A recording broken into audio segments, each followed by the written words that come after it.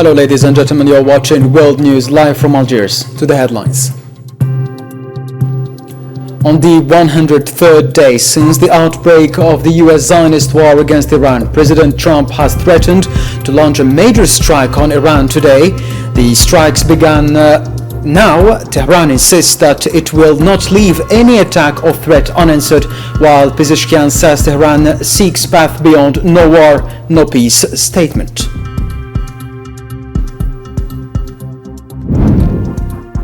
In Lebanon, several people were killed and wounded in Zionist airstrikes targeting the south of the country. Hezbollah said it had targeted the newly established headquarters of the occupation's 401st Armored Brigade Command, while President Joseph Aoun stressed the need to give negotiations a chance. In occupied Palestine, Amnesty International has called for urgent international action in response to the escalating forced displacement and ethnic cleansing of Palestinians. Hamas welcomed the call and urged the international community to activate legal proceedings against Israeli leaders.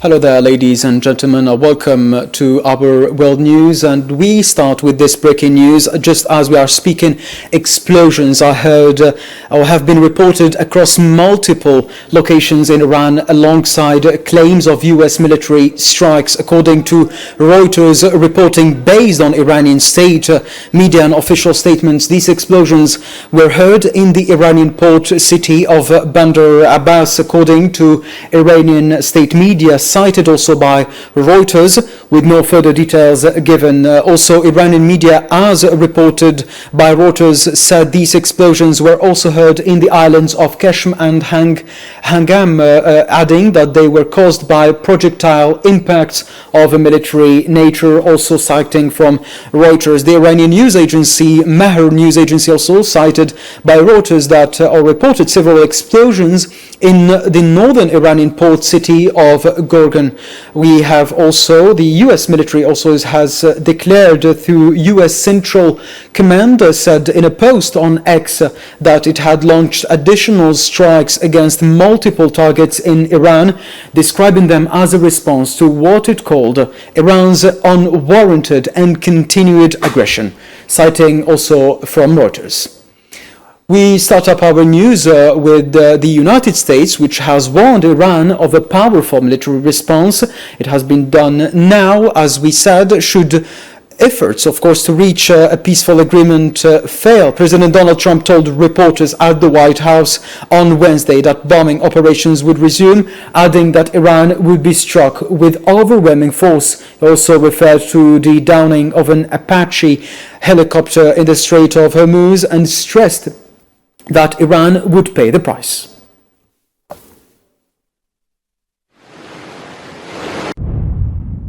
Iran's military is a complete and total mess. Much of it, like their navy and air force, doesn't even exist anymore. They have been completely defeated. Iran is all talk and no action. The bully of the Middle East is dead. They've taken too long to negotiate a deal that would have been great for them. Now they will have to pay the price. The US military announced on Wednesday that it had carried out strikes against Iran in response to the downing of an American Apache attack helicopter a day earlier. US Central Command CENTCOM said in a statement posted on X that it had conducted what it described as defensive strikes against Iran. According to the statement, American forces targeted Iranian air defense systems, ground control stations, and surveillance radar sites near the Strait of Hormuz using precision-guided munition launched by US Air Force and Navy aircraft.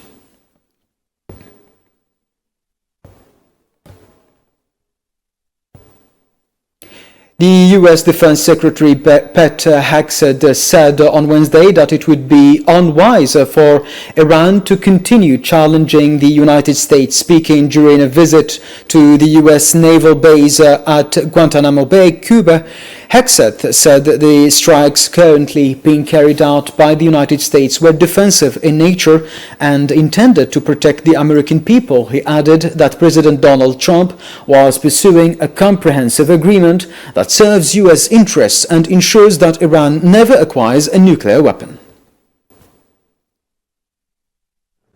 Right now, they're defensive strikes to ensure we protect our people. Again, Iran would be unwise to challenge us further. President Trump is seeking a deal, but not just a deal, a great deal, on behalf of the American people, so that Iran never gets a nuclear weapon. Iranian Foreign Minister Abbas Araghchi said on Wednesday that Iran's armed forces would not leave any attack or threat unanswered following the U.S. strikes, which President Donald Trump said were carried out in response to the downing of an American military helicopter. Araghchi wrote on X that Washington had chosen to test Iran's resolve. He stressed that Iran's armed forces would respond to any attack or threat.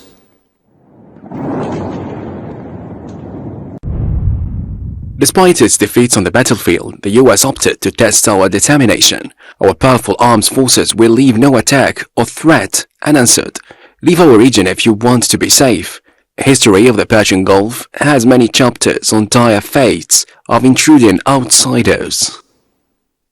Tehran condemned the latest U.S. attacks carried out early Wednesday against several locations inside Iran, warning of a decisive response in defense of its security and territorial integrity. In a statement issued on Wednesday, the Iranian Foreign Ministry reminded countries in the region of their legal and moral responsibilities to prevent their territories from being used by the U.S. military for operations against Iran. It described the attacks as a blatant violation of the United Nations Charter.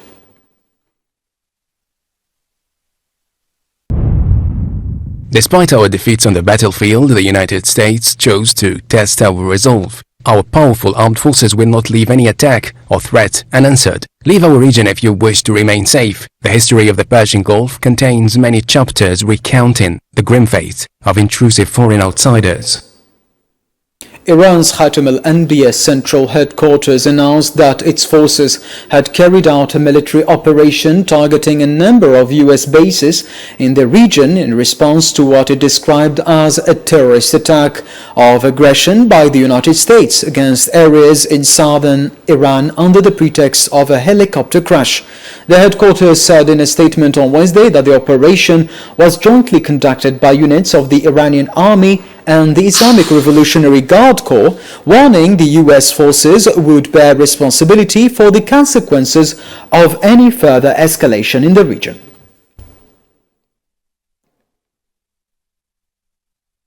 Iran's Islamic Revolutionary Guard Corps announced that it had launched large-scale missile and drone attacks targeting the U.S. Fifth Fleet in Bahrain in response to overnight American strikes on areas in southern Iran. In a statement issued on Wednesday, the IRGC said that as part of an operation aimed at confronting what it described as U.S. military attacks against the residents of southern Iran, Iranian forces carried out a drone assault earlier in the day targeting American bases and radar systems associated with the U.S. Fifth Fleet in Bahrain.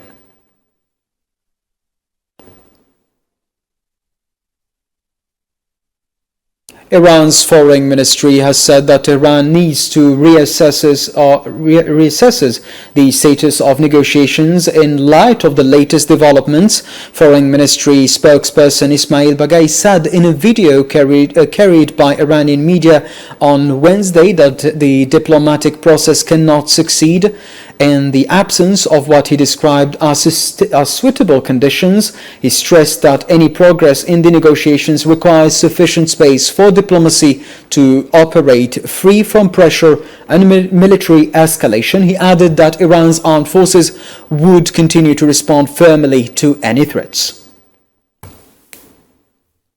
We must study this matter properly. Look, diplomacy and the battlefield are not separate from each other. They are part of the same interconnected chain.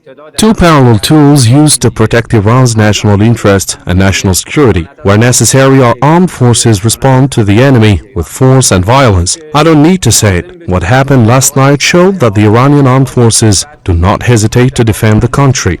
Similarly, in the field of diplomacy, the same principle applies. Bagay also accused the United States of undermining ongoing diplomatic efforts through what he described as contradictory messages and repeated violations of the ceasefire. He added that any diplomatic process is damaged by the use of force and recourse to what he called unlawful actions on the ground. متاسفانه آمریکا It is regrettable that the United States is working to undermine this diplomatic process, whether through contradictory messages, its constantly changing positions and demands, or most dangerously through the repeated violations of the ceasefire, are not limited to the United States. The Zionist regime, through its repeated violations of the ceasefire in Lebanon, is also harming the process. Iranian President Masoud Pezeshkian described threats to target the country's critical infrastructure as a sign of weakness in the face of the Iranian people's determination in a post published on his Facebook page on Wednesday. Pezeshkian said Iran relies on the knowledge and capabilities of its experts, national unity and solidarity, stressing that the country will remain steadfast in the face of any pressure or threat.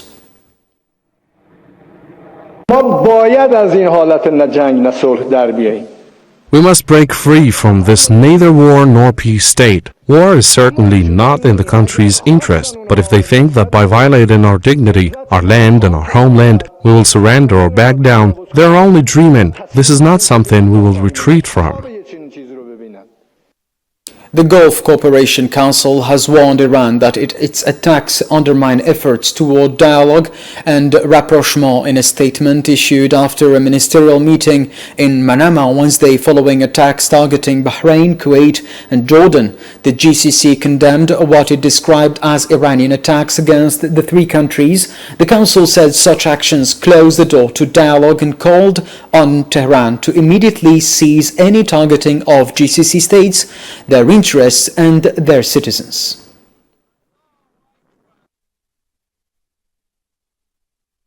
Algeria strongly condemned the attacks targeting Jordan, Kuwait and Bahrain, reaffirming its firm rejection of any violation of these countries' sovereignty, security and stability. Algeria also renewed its call for respect for state sovereignty and territorial integrity, warned against regional escalation that could threaten international peace and security.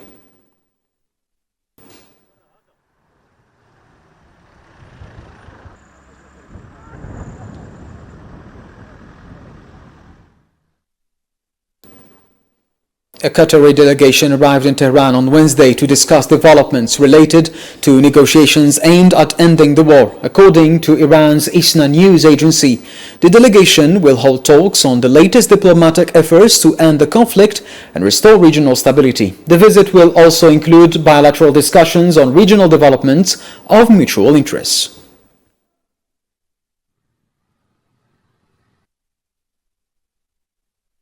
A U.S. official has said that negotiations between Washington and Tehran remain on track, noting that chances of reaching an agreement still exist despite the recent military escalation and exchange of strikes between the two sides. Speaking to Politico on Wednesday, the official said the U.S. administration does not believe the latest developments on the ground have derailed the talks, adding that an agreement with Iran remains within reach. The official also said President Donald Trump believes an understanding with Tehran can be achieved in the near future.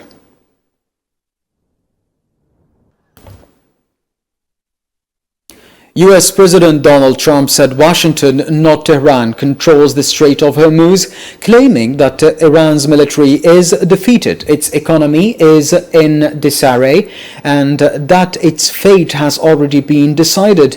In a post on his Truth Social platform on Wednesday, Trump revealed that he had ordered the U.S. military last month to carry out what he described as a covert operation that enabled more than 100 million barrels of oil to pass through the strait and reach the open market.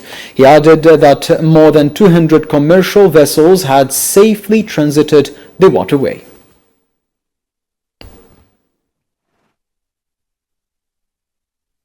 China has called for an immediate and comprehensive ceasefire in the Middle East at a regular press briefing in Beijing. Foreign Ministry spokesperson Lin Jian expressed deep concern over the situation in Iran, stressing the need for all parties to halt escalation and take concrete steps to ease tensions. 关于中朝领导人会晤 China calls on all relevant parties to maintain calm and exercise restraint, cease confrontational actions that may escalate tensions, take concrete measures to de-escalate the situation, adhere to resolving disputes through political and diplomatic means, and achieve a comprehensive and lasting ceasefire at an early date. He noted that the ongoing conflict between the United States and the Zionist entity and also Iran for more than 3 months has severely affected the Middle East and Gulf region, adding that the use of force only further complicates the situation. 一贯坚决反对 China consistently and firmly opposes the United States overstretching of the concept of national security and its establishment of various discriminatory lists under different pretexts to unreasonably suppress Chinese companies. We urge the US to correct its erroneous practices and stop its unwarranted crackdown on Chinese enterprises. China will take necessary measures to firmly safeguard the legitimate rights and interests of Chinese companies. Russia on Wednesday called for restraint in the Middle East after Washington and Tehran exchanged new strikes, marking another escalation since the ceasefire announced on April 8th. Speaking to reporters, Russian Foreign Ministry spokesperson Maria Zakharova expressed Moscow's deep concern over the latest round of armed confrontation between the United States and Iran, urging both sides to exercise restraint and immediately halt military attacks. We're extremely concerned about the new round of US-Iranian armed conflict, which began with the unprovoked US-Israeli aggression against the Islamic Republic of Iran. We call on both sides to exercise restraint and immediately cease military strikes. At least 13 Lebanese citizens were killed and several others wounded in Zionist airstrikes targeting villages and towns in southern Lebanon. Lebanese media sources reported on Wednesday that one person was killed and another injured in Zionist strikes targeting Duair, Abba and the Ali al-Tahar forest area. They added that Zionist forces carried out extensive bombardment on the town of Tyre Deba, killing 8 people. The same sources said the death toll from Zionist strikes on Deir Kanun al-Nahr had risen to 4.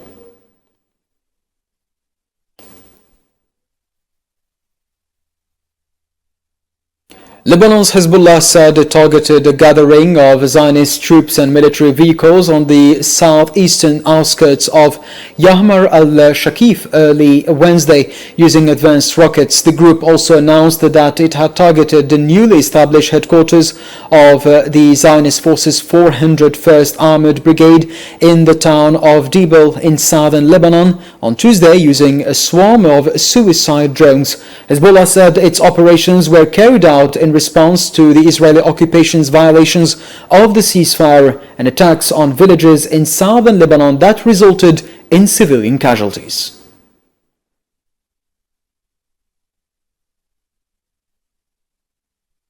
Lebanese President Joseph Aoun said the experience of war has failed to achieve its objectives or produce any meaningful results, questioning why negotiations should not be given a chance to prove what they can accomplish. Speaking during a meeting with the Druze spiritual leader and representative of Lebanon's religious communities on Wednesday, Aoun said an attack on any part of Lebanon is an attack on the entire country. He added that no region can be separated from Lebanon as a whole and noted that the most recent war left nearly 4,000 people dead and caused billions of dollars in material losses.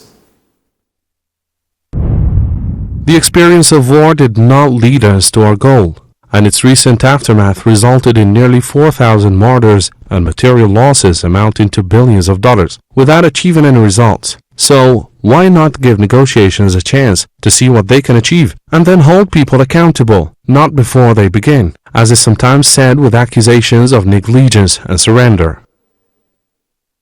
Turkish President Recep Tayyip Erdogan said that Zionist attacks on Syria and Lebanon have reached a level that also threatens Turkey, adding that Zionist aggression poses a danger to the entire world and must be stopped. Addressing Parliament on Wednesday, Erdogan spoke of what he described as malicious initiatives led by Israel to destabilize the Mediterranean region. He also warned against being drawn into what he called reckless adventures or joining the Zionist entity's boat of discord, stressing that Ankara's response to any actions violating the rights of Turks and Turkish Cypriots would be clear and forceful.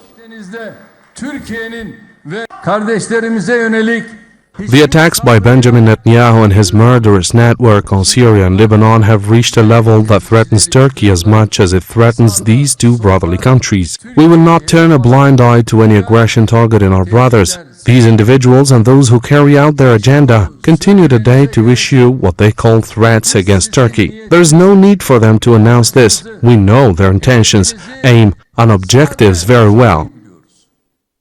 Amnesty International said the escalation of forced displacement and settlement expansion in the occupied West Bank requires urgent international action to stop annexation plans and hold accountable those responsible for crimes and violations against Palestinians. In a report released on Wednesday, the organization said that Israel is accelerating efforts to annex large areas of the West Bank through what it described as an ethnic cleansing campaign directed and supported by official state institutions. Amnesty International added that the situation cannot be dismissed as the actions of rogue individuals or extremist groups, but rather constitutes a deliberate annexation policy pursued by the occupation authorities in a blatant violation of international law.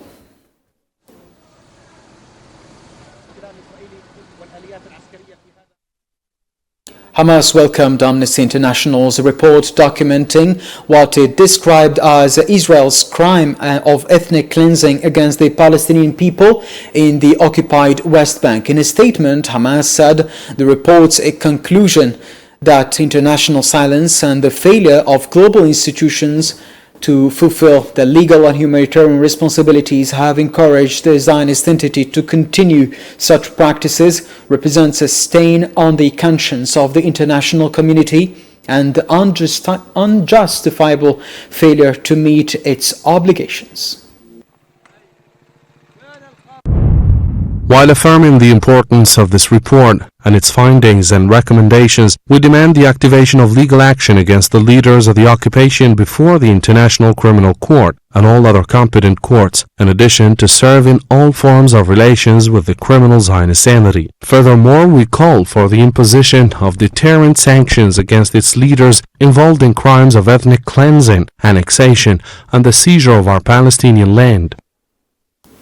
As the FIFA World Cup matches approach in Kansas City, United States, an Algerian cafe in the city has emerged as a popular gathering spot for members of the Algerian community, offering a space that brings them together and reflects their connection to their homeland through an atmosphere and imagery that showcase their strong attachment to their homeland, Algeria. Nabil Khazini has the full report.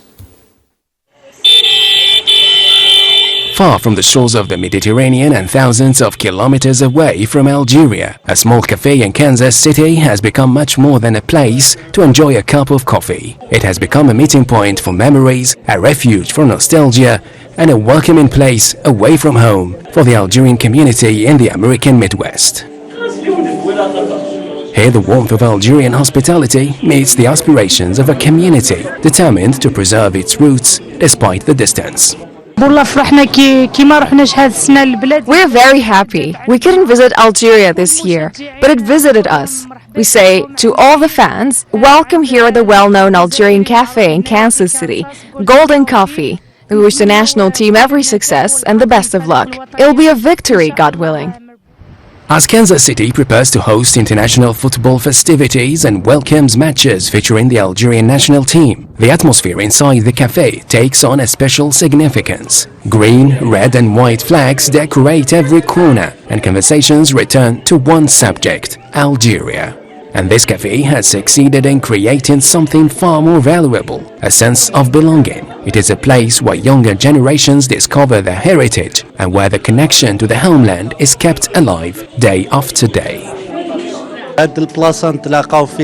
This is the place where we gather, all Algerians, and when we come here it feels as though we are with our family, back home in our own country. At the same time we come here to support the national team and share our passion for it. Here in Kansas City, we come together to cheer for the national team. Hours before kickoff, supporters began to arrive. Their destination may be Kansas City, but their hearts remain firmly anchored in Algeria. For decades, Algerian fans have earned a reputation for their unwavering loyalty, following their national team wherever it travels. In Kansas City, that tradition continues. Thousands of kilometers from home, they carry with them the same passion, the same devotion, and the same dream of seeing their country's colors shine on the world stage. This is the story of a diaspora that has embraced new opportunities without ever forgetting where it came from. And as the Algerian flag waves proudly above the gathering crowd, one message becomes unmistakably clear. Wherever Algerians may be, Algeria is never far away.